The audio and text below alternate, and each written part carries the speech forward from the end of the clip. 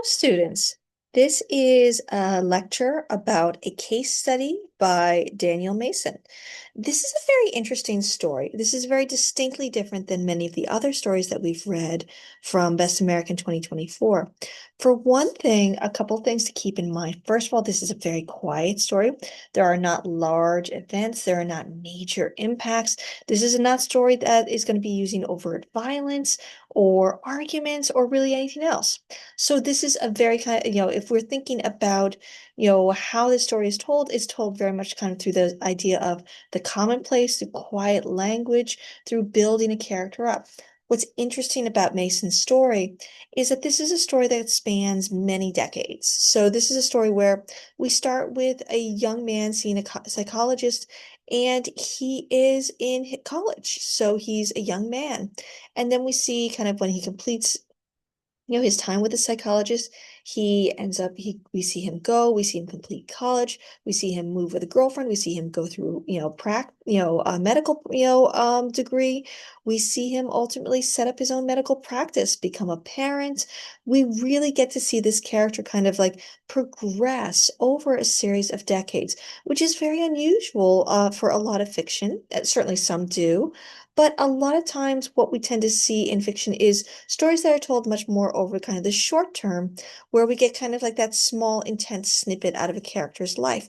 Here, we're seeing a character progress over a series of many decades, which certainly has been done in other stories, but you're not going to see it quite as often. And it's really interesting to see it do it in this story.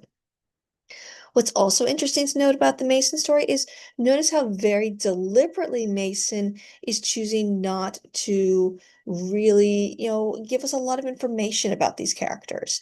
So, for example, we don't know any of the characters' names. We're kind of told, like, okay, here's my character.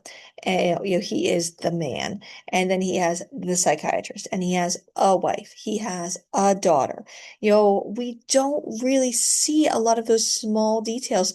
This isn't a story where kind of like a detailed rendering of characterization is happening, but at the same time, we're really seeing something very interesting in the way that this character, after having completed his, time with the psychologist and seemingly moving on with his life, is contacted and ends up really kind of fixating in a large way about the book. And then the book becomes then this is a beautiful example of Ray Carver's idea of the commonplace, that here's this book that the psychologist has written, and this becomes something that's almost very frightening to my narrator, that he's looking for kind of constantly. If he sees it somewhere, he has a reaction. If he sees it on someone's nightstand, he's going to avoid them. If he sees it on someone's bookshelf, he's going to avoid it. The book has kind of become like a quiet menace to his life, and it's this highly innocuous item. So it's a beautiful example of the Carver, description of how the commonplace, how this small use of language, like the small item can become something that has a kind of a quiet thrill of terror. So there's something very lovely about that. We also see this interesting idea of who this character is and kind of how he's presenting himself to the world. We see a highly internalized character. He's not really sharing anything about his feelings, about his life, other than that time that he was with his psychologist. So we see a lot of interesting elements here. This is a very open-ended story as well.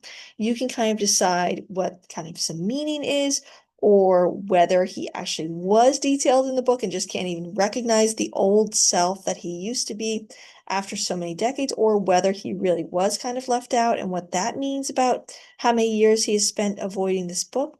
Really, so many lovely things about this book. Very, very beautifully rendered book, story, really, really interesting in the small details and some of those deliberate choices that Mason is making. So I hope you enjoyed this particular short story, and I'll be looking forward to seeing kind of what people have to say about it. And thank you again so much. Really, again, that really nice story.